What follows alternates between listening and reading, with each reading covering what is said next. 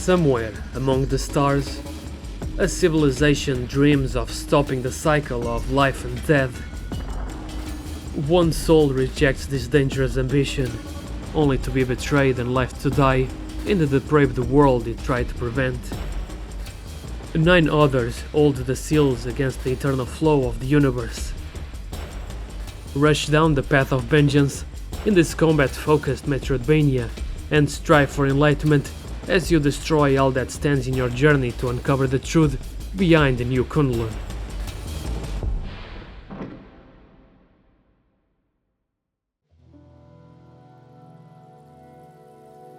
Despite the long absence of a certain anticipated game, the Metroidvania genre is far from dead.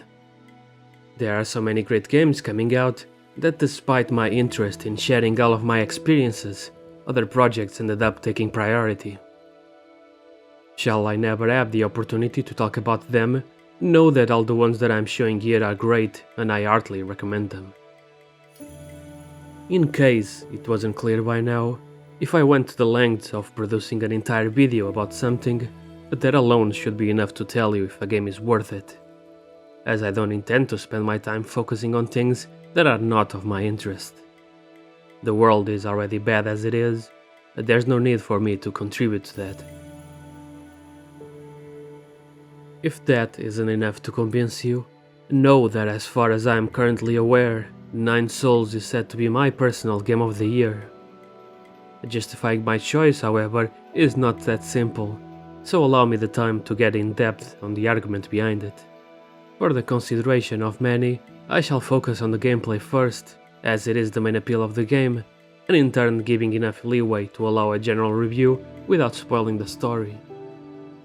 Let's start by taking into account how these two parts often try to play off each other, but end up clashing in their principles, leading to things like that ludonarrative dissonance thing. Meanwhile, the nature of the themes explored in 9 Souls allows the gameplay and story to come into a perfect balance between themselves, but I shall discuss that in particular at a later point. I would like to wrap this introduction by establishing a concrete length to the game, but the thing is that it all depends entirely on who is playing it and their proficiency on learning. You could, in theory, 100% the game in 10 to 15 hours, but what is probably going to happen is you getting stuck for an hour in one of the many challenges that await you, and that does pile up in the end. I can assure you that at least one will hold you for that long before you hit the credits, if it doesn't just end by filtering you completely. This is all just a fancy way of saying that the difficulty here is somewhat high, and there is not much leeway when it comes to refusing to learn what it's trying to teach you, especially if you intend to finish the game, even if you pick the easier difficulty. So, if you intend to play it, just remember that death is a part of the learning process. The journey here is definitely worth it.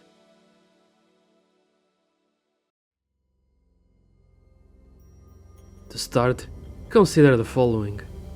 If you've been waiting for a Metroidvania with a bigger focus on the combat, this is probably what you're looking for. I would say that the action exploration split is around 80 to 20, where despite the map being fairly large, the biggest progression blockers are still the unique combat encounters. Even the occasional elite type enemies will rock your shit if you try to mash your way through, just so you remember that they are not here to fuck around. As for the genre standards, you gradually unlock further abilities, like dashing and double jumping, but the most important skill that you have from the start is the parry. Having a parry system is nothing new to the genre, but very few make it to the core of the gameplay, which is why I have nothing but respect for the developer to be so bold to the point of stating directly how the game's combat is Sekiro inspired, because yeah, that's slowly turning into its own genre, and I'm all up for it. Still, it's a challenge to live up to those expectations, as the parry in Sekiro is basically perfect. So how does 9 Souls fare against it? Pretty damn good, I would say.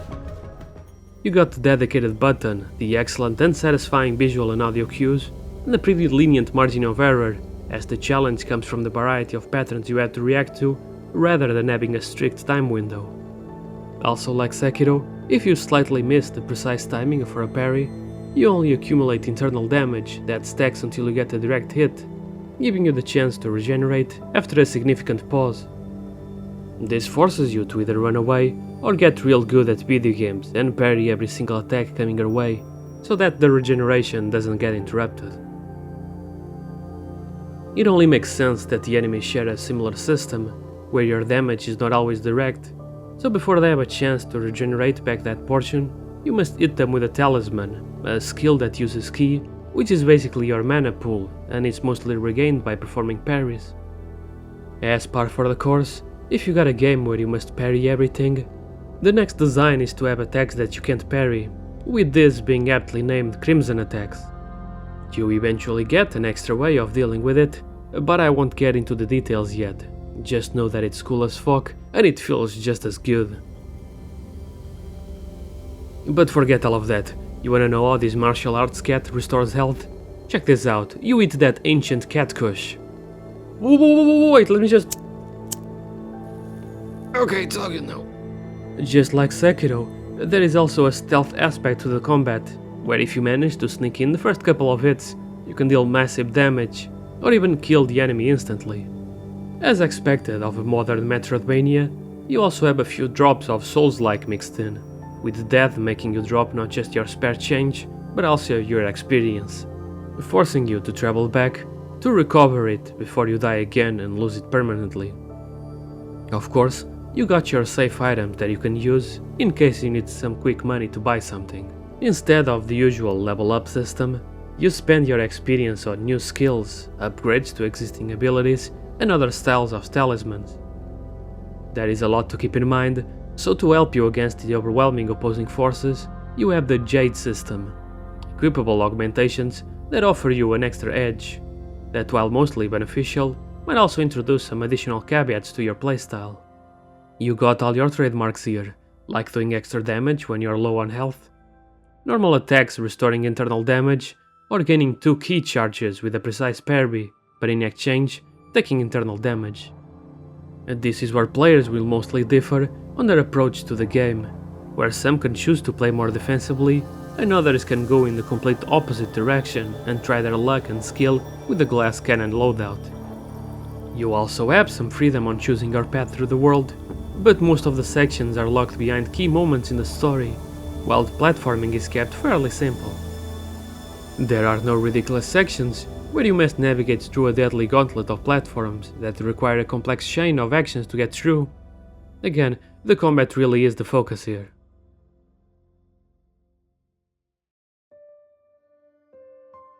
While you might be inclined to describe the setting as cyberpunk, the developer specifically calls it Taopunk, as a divergence on the genre by delving deeper into Taoism and all that Far East mythology associated with it.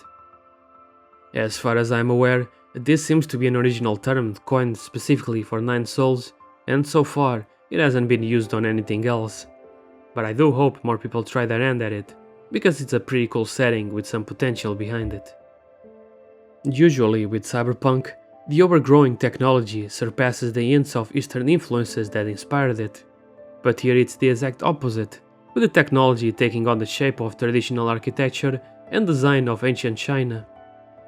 This is also reflected in the story, and by default the entire game, where it divides itself in 2 different experiences, depending on your familiarity with Eastern philosophy. Shall you have some passing knowledge on the subject, or have at least played one Shin Megami Tensei game that doesn't involve kids at a school, you should, in theory, be able to understand the intricacies of the underlying plot. Otherwise, you get a bunch of mysticism that sounds like it came from outer space, which in this case it did. Should you not be familiar with it, Taoism is a philosophy that places emphasis on the mastery of the self by living in harmony with the Tao, a concept that can be roughly described as the flow of the universe or the natural state of the world. In layman's terms, it's the philosophy of accepting that it is what it is, but actually learning from the experience instead of trying to be dismissive. Despite being at most a set of personal tenets, Taoism is one of the 3 pillars of ancient China, together with Confucianism and Buddhism, and besides its core being used for self-enlightenment, it also paved the way to modern medicine by using its philosophy on how to observe the world in its natural order and ultimately applying that to science. Interesting enough, Nine Souls uses this science facet of Taoism for the antagonistic trigger that kickstarts the entire conflict, and as expected, the hubris of an advanced civilization leads itself directly into its own destruction. Oh, did I mention that the game takes inspiration in ancient China? Cause you know what that means. Fucked up shit galore! You guys wouldn't try to attain enlightenment through virtue while simultaneously trying to circumvent the physical concept of death, right? Right? For fuck's sake, what did I just say? Might be a bit late for the heads up, but the game is fairly graphic, and by fairly I mean it's extremely graphic. At a glance it might seem unnecessarily exaggerated to the point of fetishism, but the abundance of brutality and the expendable nature of life is actually important for the development of the story. Without going into much detail, the game takes place in New Kunlun, the last bastion for Solarians, which has been left to decay and ruin in the last 500 years. After being left to die, Yi wakes up years later, set on amending past mistakes by traveling through all of New Kunlun and acquire the 9 seals required to stop all of this by any means necessary. Oh, right, Solarians are these anthropomorphic Chinese cats, by the way.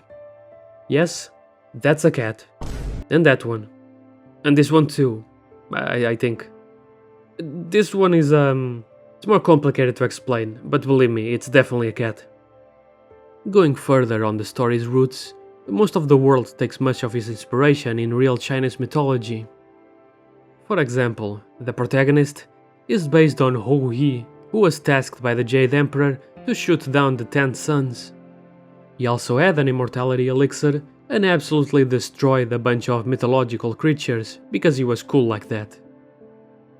His friend and colleague Guafu is based on a giant who tried to catch the sun but ultimately died of thirst, while in the game he has a pouch that is always filled with tea.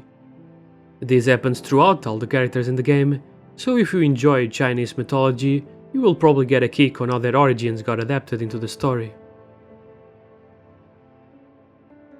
What I should also not fail to mention is how the soundtrack is absolutely fantastic, ranging from serene ambient tracks that haunt the desolate areas of New Kunlun, to high-energy bangers that blend traditional Eastern instruments into modern electronic music into something that I can only describe as psychedelic trance, something akin to the 1995 classic Ghost in a Shell.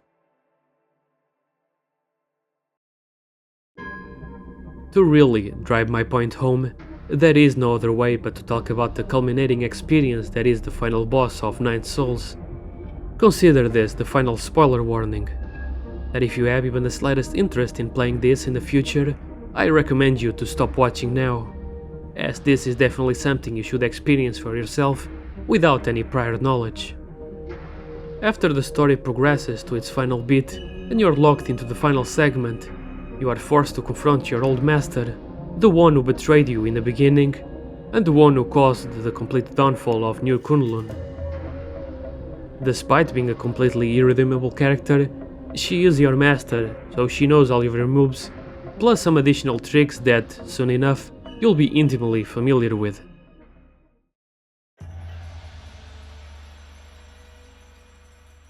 It all comes down to this moment.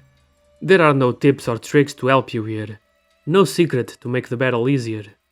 This is where the game wants to know if you have learned everything it taught you. You are definitely not beating this one on your first try or anything close to that, and you'll be looking up to a minimum of 1 hour of dying and retrying over and over again. If you try to list all of her attacks, it doesn't seem that hard. The problem here is the rhythm that she dances to. After a few deaths, you realize that her crimson attacks are easy to dodge, and the one follow-up where she does a judgment cut is really easy to parry and punish right back. If you're like me, first of all, my condolences, and secondly, what will trip you the most are her normal attacks. Her flow is the complete opposite of everything else in the game, where you would always get an easy to read sign of an incoming attack, but here you are on your own, and on top of that, She pulls a Margit with her timing, where she strikes a pose, but adds just enough delay for you to miss the perfect parry. She then stacks enough normal attacks in a row that eventually one will hit you directly, and half of your health will be deleted in an instant. No, you won't mash yourself out of this one, and every time I fell into that habit, it constantly had me killed. After several tries, I managed to luck my way out, only to stumble into a second phase, and oh boy, the audacity of this bitch. Right away she shows her new attack combo, which goes 1 crimson and 2 normals, finishing with either a final crimson or a judgment cut. A sensible warning for all of those who might get stuck here, but you cannot dodge this, as it hits everything in front of her. So unless your plan is to tank all the damage with your face, you will have to parry all of this on reaction. The problem now is that, up to this point, most of Crimson attacks left the enemies with this green aura, which meant that you could hit them with an air parry, and those were pretty easy to execute because of how they work regardless of your orientation. But then there are the real Crimson attacks, where you must use a special ability called Unbounded Counter, which works for everything, but it forces you to be on the ground and there is a slight charge delay, so you can pull it off on reflex.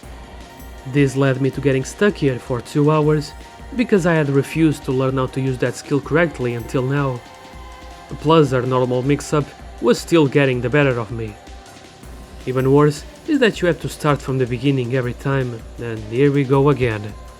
Okay, this time for real, I'm going to kill— Shit! Fuck! Despite the overwhelming challenge, I eventually managed to crawl my way into victory, even if it was a total clutch and I didn't feel like I deserved it. This extended into the ending, which just added to the general feeling of melancholy and that something was missing. Which turns out it was, lo and behold, a Metroidvania game with multiple endings. Crazy, I know. Luckily, after finishing the game, they put you right back before the story locks you into the final section, so that you can explore everything else you missed. And after cleaning the map more thoroughly, you are now given a choice between which path you want to follow, just in case you want to change your mind. Despite not looking forward to having to face the final boss again, it turned out better than expected, and this time it only took a couple of tries, so at least it wasn't that bad. Oh, you son of a bitch. The fucking cat has more lives now. Of course, I panic and eat shit super hard, which causes me to start dying even more to the previous phases. Despite initially having fun learning the boss, frustration sets in because I'm now forced to beat 2 old faces just to catch a whiff of what I'm supposed to do in the last one, to the point where I'm beginning to think that this is not the last one. But then, something ridiculous happened.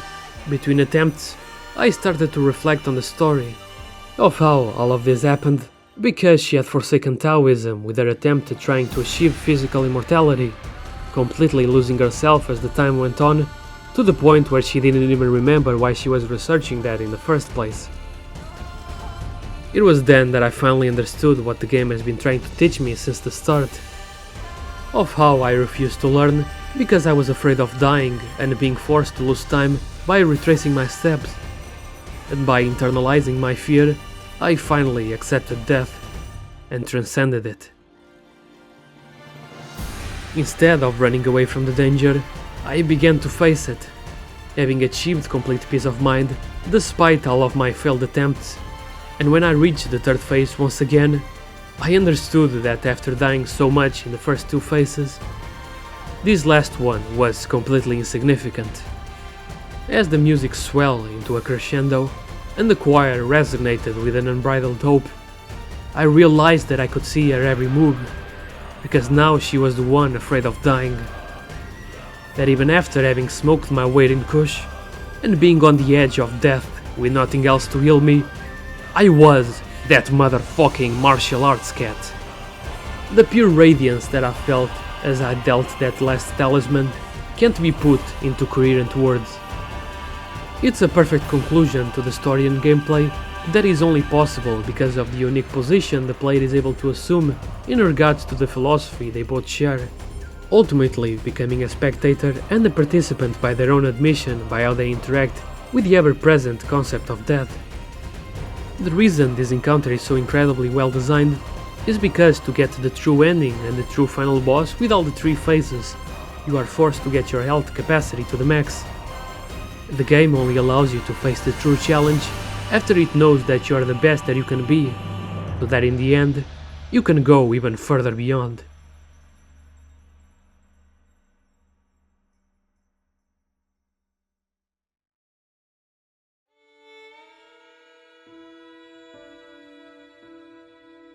While I don't personally agree to the comparison nature of media discussion, I know that people will want to know how this fares against a certain knight of the Holo kind.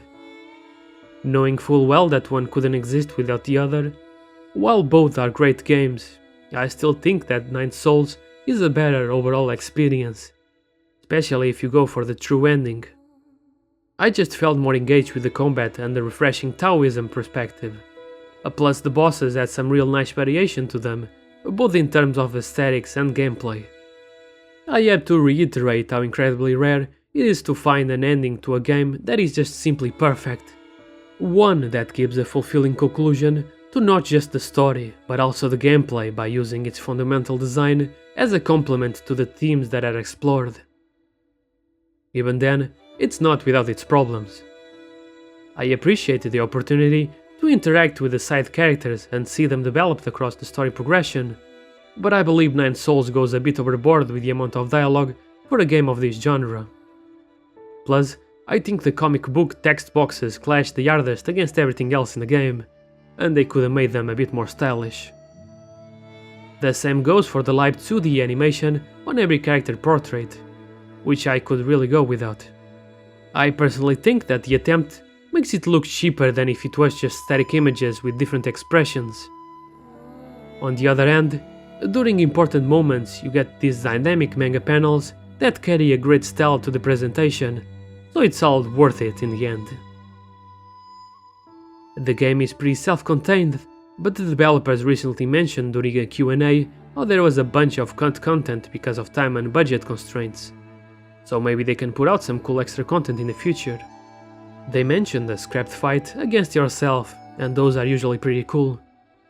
Nothing is better for self-improvement than having to fight against your kung fu self. In the meantime, it's back to waiting for that damn Night of Holo. One can only hope that we'll be able to hear its fabled song in a near future.